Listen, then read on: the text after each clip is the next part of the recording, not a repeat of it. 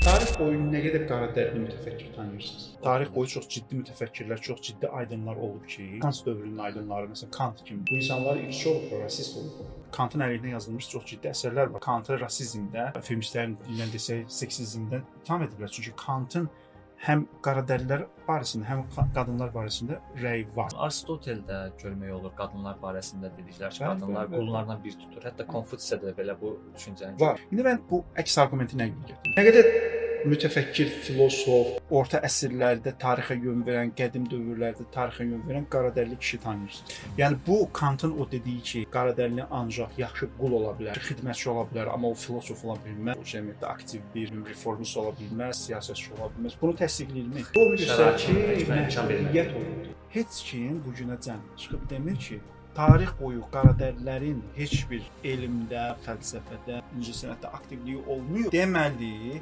qaradərililər, istər kişi olsun, istər qadın olsun, onlar mental cəhətdən, əqli cəhətdən ağdərlilərdən nədirlər? Geridirlər. Onda gərək neyləsin?